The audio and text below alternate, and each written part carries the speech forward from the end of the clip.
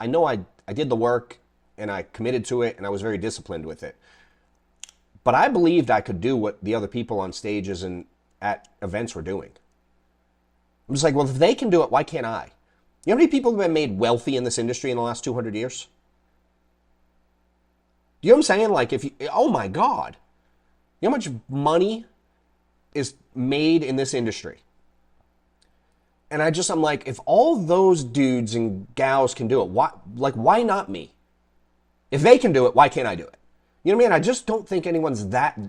Now, there are some people that are really special at some stuff, but the gobs and gobs and gobs of people who have made money in this industry, they can't all be that special, right? So I was born with that, though. I do believe I can do what others can do if I'm given the path and the code, if you will.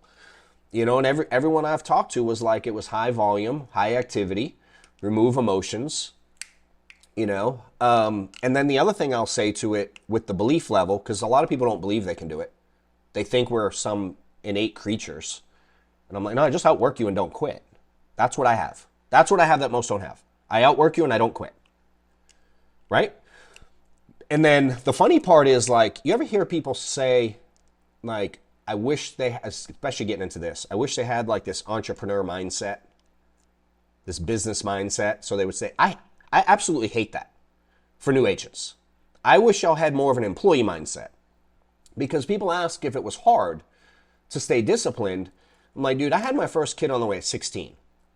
I've been working 70 hours a week for some schmuck I didn't want to work for 20 years at this point when I started in insurance. So from 16 to 36, I usually had multiple jobs. If I had one, I'm working 60, 70 hours a week. I worked in a pizza shop for 4 years. I worked in a warehouse for 4 years. I did accounting for the next 10 while I simultaneously went to school to get a degree. And I had kids between 2 and 4 in that journey, right? And I've commuted out of state. I've commuted 2 hours to work. I've done really inconvenient things for work. But you know what I did, dude, every single day? Bro, I showed up. Monday through Friday, I'd show up. When I was in the pizza joint, dude, I got like Mondays off. So every weekend, all weekend for 4 years, I had to work. And no matter what was going on in life, no matter what my kids had, no matter what my family had going on, barbecues, flat tires, illnesses, sicknesses, anything, dude, I had to be there. And no one ever would go like, I know you have to work today, but can you help me move? I'd be like, what? Like, what are you talking about?